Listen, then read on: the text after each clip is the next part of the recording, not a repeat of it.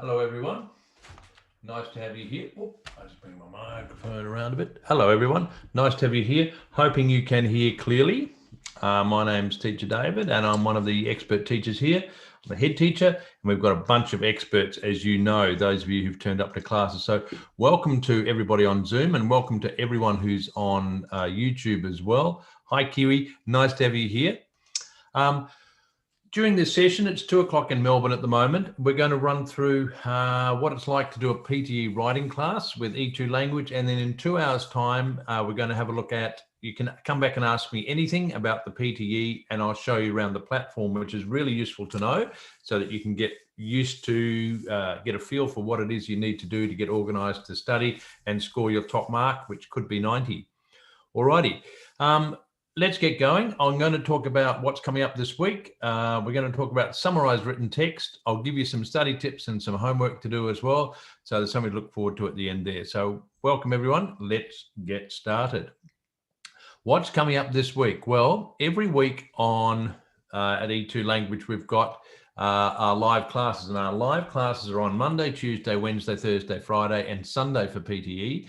And so today we've got the AMA, the Ask Me Anything session coming up, and platform tour at 4 o'clock in 2 hours.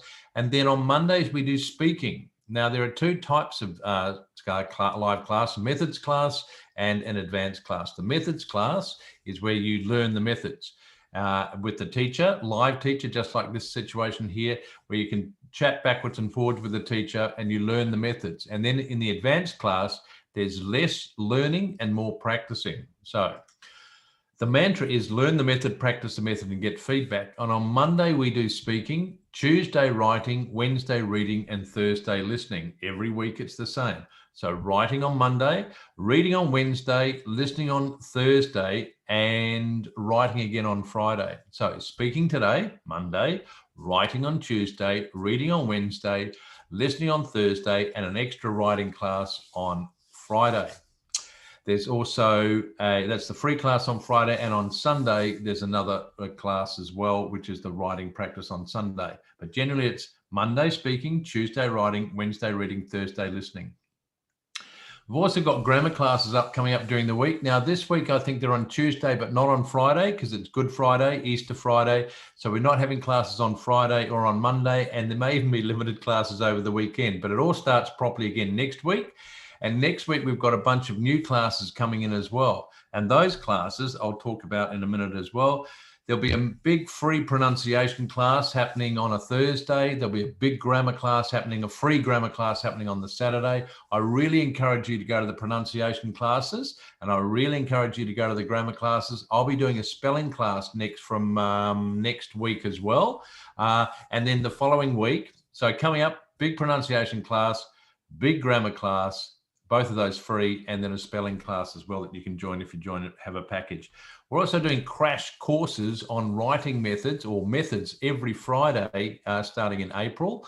And every Friday, that means that whatever's taught in the Monday class will be looked at again in the Friday's class, and then there'll be a free class after that. So keep tuned for that after Easter. Pretty exciting. It means that you can do revising the methods class before the free class on the Fridays, and it'll be the same class, same topic as this Monday class. And the spelling class, everybody needs help with their spelling, so please turn up to that. All right, now I'll show you where those are, where to find those later on this afternoon, but I'll also show you what the calendar looks like at the end of this week class here as well. This class is probably going to go for another 20 or 30 minutes or so. Now, you've turned up because you want to find out how it is, what are the methods like at E2 Language. There are 20 tasks and we teach a method to use for each of those 20 tasks. This one, we're going to look at summarized written text. It's part of the 2 tasks that are in the writing test. We're going to focus on reading strategy and writing strategy. First up, the reading strategy. Well, there are 3 parts to this. The first one is speed read the text, move your eyes quickly or just hold your eyes and glance quickly over the text to get a general idea about what it's about. It's very important to do this because it tells your mind or your brain what to expect to read. Rather than everything being new, it's even looking over it and getting an idea about what it's about helps you predict the text, the type of language and the kind of words that you're going to encounter and the ideas that you'll encounter as well. Then you're going to identify 3 main sections, but By speed reading, you will very, very quickly pick up the context. And then when you start deep reading, you already have a bit of knowledge about the topic, and this makes it easier to read. So we really do mean that. If you scan it or look over it first, it's like reading the paper. If I pick up, or a piece of paper, if I pick up a piece of paper, here's something about walking. I have a look at the whole piece of paper. It tells me, I've got that amount of information I need to absorb in that amount of time. So there's a lot of stuff I can predict just by looking at it first before deep reading. Now, you can read across the first line, and then read vertically straight down the page. Now, either you can absorb the whole thing in your eyes by having a broad vision or a broad focus, or you can have a narrower focus down the middle of the page and look quickly, and your brain will absorb the information that it sees down the middle of the page. So in a moment, you're going to have 10 seconds to speed read a text, and then you'll need to type in the chat box what you think the text is about in a few words. Ready? You're going to scan across the first line, gives you an idea about the topic of the paragraph, topic sentence, and then scan down the middle like this. Are you ready? Away you go. Speed read.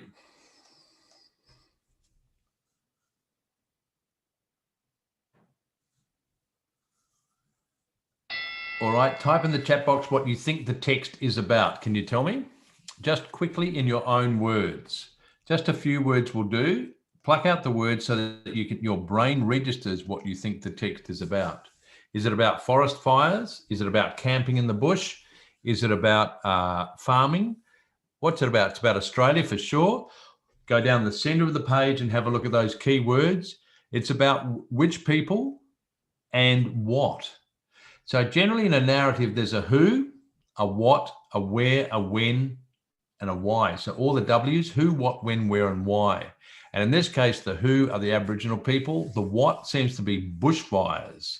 The where in Australia, the when we're not sure about, and the why we don't need to know about a lot of the time. So Ping answered the question, but nobody else did. Now that shows me that Ping is keen to get ahead and that others are waiting to hear what the answers are. Now in learning and studying, you need to be prepared to take a risk and be wrong, but you need to make an attempt. An attempt is a chance of getting a mark. No attempt has no chance of getting a mark. Okay, good one, Rona. And you're finding your own way of saying summarizing just the main ideas down the center of the text. Now, don't be frightened of making mistakes. In my classes, you're all allowed to make mistakes. I'm prepared for it. I've been doing it for years. So, and in all the other teachers' classes, they're all prepared for students to make a mistake. We would rather you started and struggled than sat there waiting for somebody else to come up with the answer. Okay, so ask yourselves to come up with the answer. Each individual, what is the answer? What am I trying to do? Then you've got a chance. The teacher at this end can field your answers and give you some feedback on them. Yep, and we don't mind if you are wrong. We don't mind if you are wrong because we accept that's part of learning is the risk that you might be wrong or not correct. But if you take the risk, you've got every chance of succeeding. And my experience is that the students who take the risks all the time, like Ping did by putting up the answer first, is likely to get more answers right. So shyness is one thing, but the willingness to participate is the other. So let's all join in. Thanks, everyone. Then we're going to, what can you remember? And you put your ideas in the chat. Well, we've done that, but Merely did it. Well done. Rona did it and Ping. Now that's 3 out of close to 30 people in this class. Now you can't all be on your phone, so don't sit there passively. Passive learning doesn't really work. You have to be active learners in this process. Now the next part is to identify 3 main sections, the beginning, middle, and end. So in the beginning, we're going to take an idea. From the middle, we're going to take an idea. And from the end, we're going to take an idea. We're actually going to write those notes down on our pad because in the test, we'll be given a blank pad to write on. And we're able to write those ideas. It's called an erasable pad, which means it's able to be erased. And you're going to write down the main ideas from the beginning, the middle, and the end of the text. Why? Because you're going to summarize it using those 3 main ideas. All right. So 1, 2, and 3. Now, then we deep read and take notes. So we've got a bit of time to do that now. You've identified the 3 sections of the text. You've identified that the task is about bushfires. It's about green life in an Aboriginal world. Now, Aboriginal world means Australia. Aboriginal means native to Australia. How to take care of nature is another part of it. Don't make it too complicated. You can just use the words you see in front of you and summarize those. You're going to take some information from the beginning, some information from the middle, number 2, and some information from part 3. And you're going to deep read, which means use our brain to absorb the information. Deep means go into the brain, and see if you can understand and write down the keywords on your pad in front of you. So 3 main ideas. Then what we do is we combine those ideas into a sentence, because you've got 10 minutes to write a single sentence of 5 to 75 words. We're going to try and write about 30 to 40 words, and we're practicing a method to be able to do that. First one is speed read. Second one, identify 3 main sections. Third part, deep read and take notes. And so you want to deep read and take notes in about 2 to 3 minutes. So you can deep read and take notes in the chat box, and then we'll have a look at those soon. Okay, so time starts now. Deep read and take notes, and write your summary notes, just short phrases, into the chat box.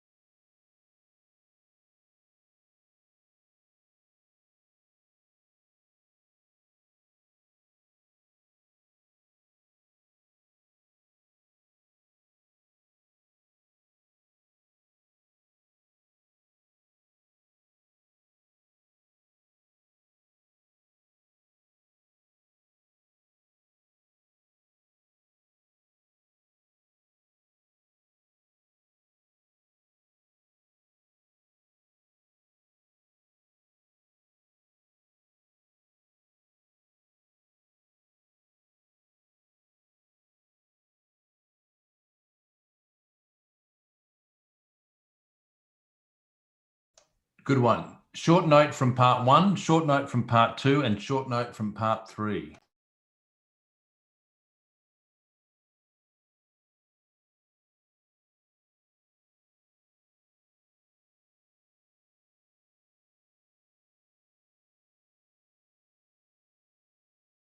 Nice work, Rona.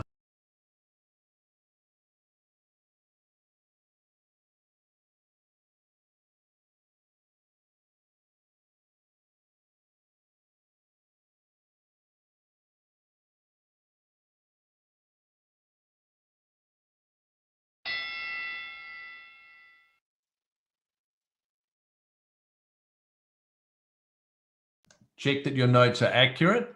I've just put in Rona's work into the chat box there. Okay, alrighty. So that's our method. Now, some people have dropped out because they don't like doing the work. Now, the issue is that you need to actively do it. Yep, well done, Joy. You need to actively do it. Now, active means doing, and doing is a verb. Good work. It doesn't matter if you make errors, you're going to get better at it. Practice, learn the method, practice the method and get feedback. So learn the method, skim read, then deep read and take notes in about 2 to 2.5 minutes. And then we're going to learn what the next part is. And the next part is, we've taken notes. We've learned that the text is about Aboriginal people in Australia, and fire is used to manage natural resources and to preserve and protect the habitat, part 1. Part 2, middle part, Australian government is turning to Aboriginal people for assistance in dealing with bushfires. Part 2. Part 3, in the government of Botswana is interested in the way that Australian Aboriginals deal with fire as well. Now, I can see all of that because I've got a vocabulary that enables me to do that. And so what you need to do and improve your reading and reading comprehension is build your vocabulary. So every time you come across words that are difficult, write them down and then use your digital or your textbook dictionary to find out the meaning of the words to slow it down. Good one. Now you have to make yourself do it. So you have to set time aside to do it. Why do you do that? Because it ends up being very satisfying not only when you get a good score, but when you start to understand more and more about how to do it and do it well. Great. So we've taken our notes. Now we're going to turn our notes into a sentence. We're going to, first of all, combine two ideas. So we've taken our notes down on our pad like this, which is what you've done in the chat box. And then we're going to have the subject of the sentence plus idea one plus idea two. So we're looking at it. What are we going to start with? Well, Aboriginal people in Australia seems to be what it's about. So that's our first, the subject of our sentence. We're going to write a sentence in 3 to 4 parts of 30 to 40 words. It's going to have a subject, a relative clause, and the rest of the sentence. So, subject, Aboriginal people in Australia have recently been invited to help both the Australian government and the Botswana government to reduce the impact of wildfires. That's a summary of what the whole text is about using our notes. When we juggle those notes into a single sentence, to summarize the main ideas. We're going to add a little bit more. We're going to add an idea 3.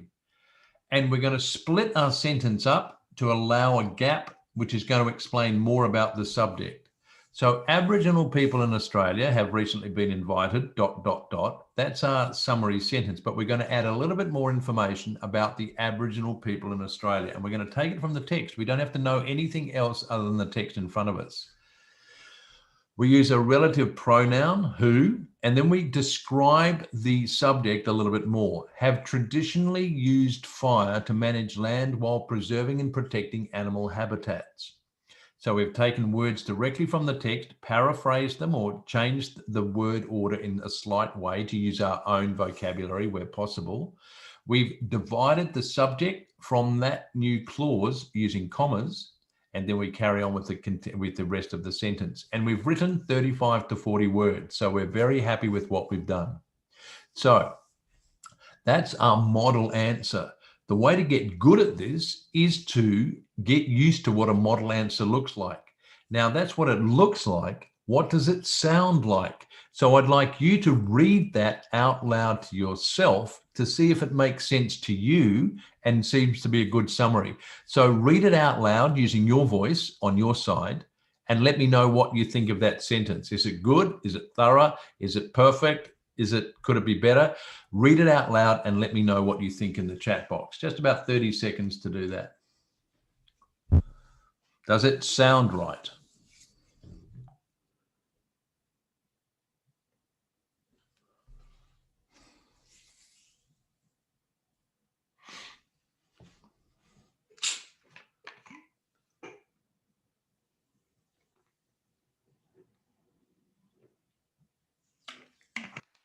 Yeah, Chitrali, sounds right. Good work. Now, if it sounds right, generally it is right. And it's the same for you when you read your own writing. Does it sound right? If it doesn't, and sometimes it doesn't, what do we need to add to it to make it sound right? So check your own writing by reading it aloud so you can hear it, because it's easier to hear it and correct it than it is to see it and correct it. Good one. So that's a good tip. Yeah. Read out loud your own writing. Then we're going to check the meaning, punctuation, grammar, length, and vocabulary. Yep. Here we are. You may have different notes and a different idea for the subject, and that could be fine too. So here's a second example. Wildfires. Maybe we think the text is about wildfires.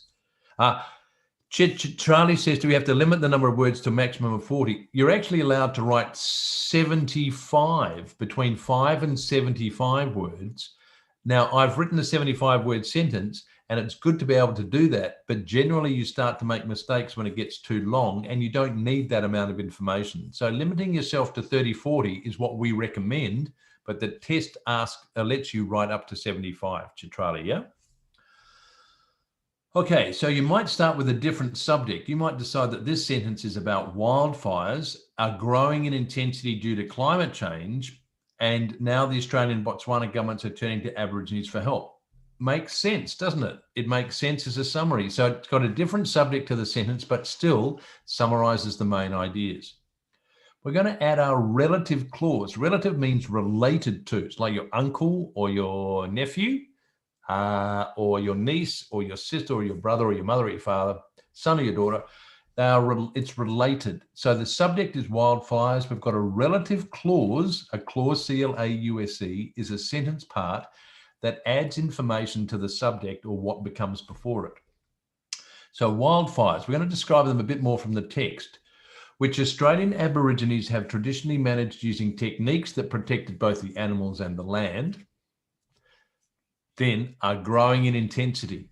So you can see that without the relative clause, the sentence makes sense, but it's not as long or as detailed. And you want to get that detail in there because it means that you're covering the main ideas, tick. You've used a variety of grammar, meaning you've written a complex sentence using a relative pronoun, which is perfect for this situation, and you'll get maximum marks. So there's our model example as well. Now I'm going to ask you to read it out again in your voice so you can hear how it's grammatically correct it sounds. So reading out loud.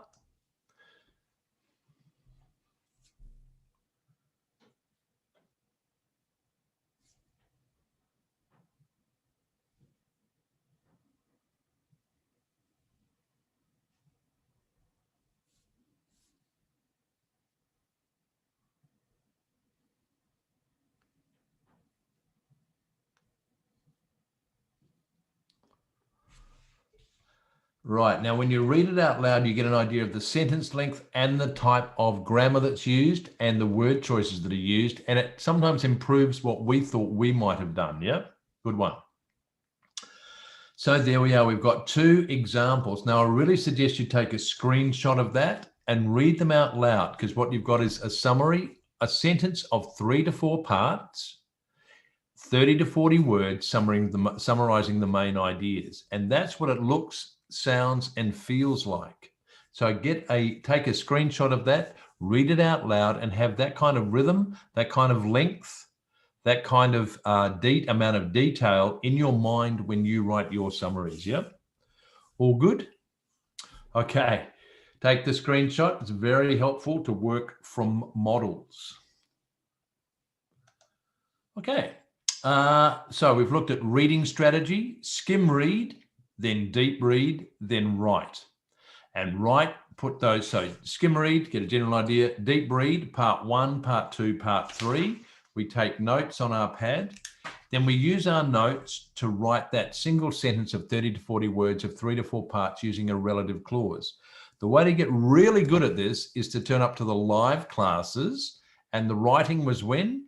Tuesday, speaking Monday, Tuesday writing, reading Wednesday, and Thursday listening. So turn up on Tuesday. What do you get scored on? Well, did you write a good summary, and did you summarize all the relevant aspects of that text? Did you use your own language? Did you capture the main ideas and be able to phrase that in a way that made meaningful sense? Did you write one sentence of 5 to 75 words? Trying to keep to about 30 or 40. Did you use correct structure with a subject, a verb, and an object part of the sentence? And because it's a complex sentence, there'll be more than one subject and more than one verb. It's a complex sentence you're writing rather than a simple sentence. Did you use appropriate vocabulary? Were you able to paraphrase and use synonyms, expressing your own ideas using a way of restating the language you saw in front of you? Somebody says, Charlie says, do we take a notepad into the test center? No need to. They will give you a notepad and a pen. Good question, Charlie. Okay, so what was the method? Deep read, skim read, deep read and take notes, write a single sentence of 30 to 40 words, paraphrasing where possible. You'll be marked on content, form, grammar, and vocabulary. Now, when you're starting out, it can be really tricky, but you will get better at it by knowing what to do in advance and then going and doing it. And it's the same for all the methods, yeah? Later today, in an hour and a half, we've got a free Ask Me Anything AMA session and platform tour. So turn up to that. I'll see you at that. We've got a speaking methods and speaking advanced class, 6 p.m. and 8 p.m. tonight. If you've got a package, you can join those classes. Then later in the week, we've got reading, writing on Tuesday, reading on Wednesday, listening on Thursday, and a free class again on Friday, with a grammar class, pronunciation class, and crash courses coming up soon, as well as the spelling class. This is what the timetable looks like. Today is Monday. You've got a free sample class, which is we're in the middle of at the moment. Then at 4 o'clock this afternoon, Melbourne time, there's an Ask Me Anything in platform tour. Then there's 2 speaking classes tonight, 2 writing classes tomorrow night, Melbourne time. It might be the middle of your day. And then on Wednesday, a spelling class, a grammar class. And on Friday, a grammar class again. On Saturday, there'll be a grammar class in coming up in April after Easter. But we do have speaking tonight, writing tomorrow night, reading on Wednesday, listening on Thursday, and another writing class on Friday. The grammar classes will be different because we've got Easter coming up on Friday, and also next Monday's a holiday as well. But starting from next week, which is April, we're going to have the Saturday grammar classes. There's a nighttime grammar class as well. You might be able to join as well, but the Saturday one is free. The pronunciation class is free. Everything orange is free on the Thursday, and there's a spelling class on the Wednesday.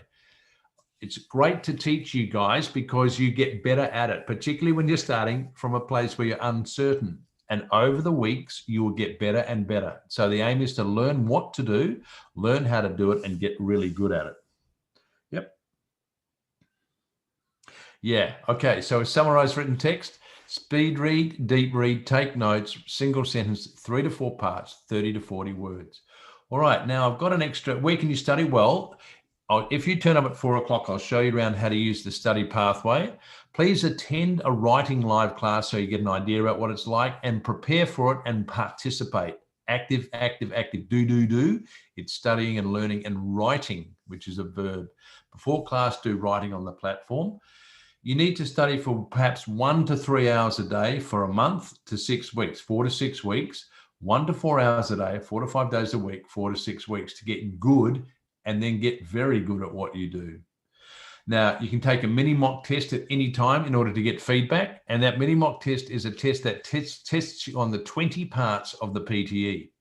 It means that you get a chance to practice the method for each of those tasks. You can attend a tutorial with one of our expert tutors who will give you one-to-one advice and encouragement and support and work out what it is that you need to learn to do well so that you can be successful in the test. You can submit your assessment tasks as part of your package. It's so important to do that one at a time. Learn the method, practice method, get feedback. So learn the method, practice from the platform, and get feedback by submitting your assessment, but one at a time. Then get it back, read what the teacher wrote, go all the way through the notes and work out, well, how can I improve? What do I need to do next time? Learn using the resources that are on the platform, and then do another task, a bit more practice, then submit a second one and see how you improve until you ultimately score your goal. Score by getting better at what it is that you do by working out what it is you need to do and going and doing it with all our support. Yep. So if you've got extra practice, I'm going to copy these into the chat box. And if you're on YouTube, yep, I'll put the link. If you're on YouTube, write the word content and it will come up automatically. Otherwise, what I'm going to do is freeze this screen and then go and find put the links up for you so that you've got practice and can go away and do a bit of practice in order to get good at what it is that you need to be doing. Yep.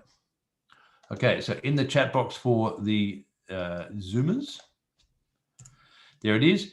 Could you click on that link in the chat box? And if you're on YouTube, write the word content into the chat box. If you're in Zoom, click on the link to check that it works for me, please. And if it does, write yes, so the other students can know that it does work for them as well.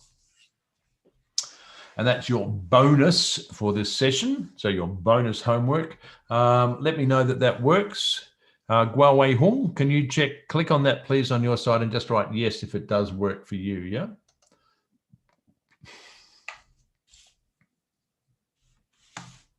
Yes, works for Joy. Okay, yes.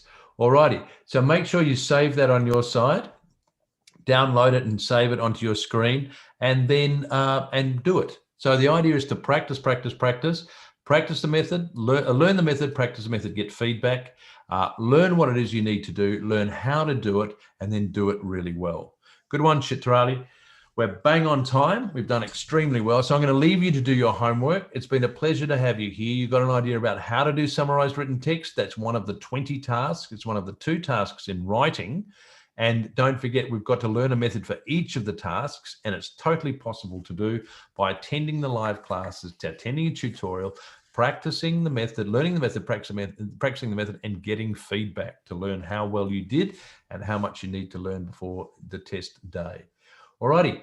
Hey, you guys, see you at 4 o'clock Australia time, Australian Eastern Daylight Saving Time, AEDT, which is about to end next week as well. I'll see you in an hour and a half for another free class where I'll show you around the platform.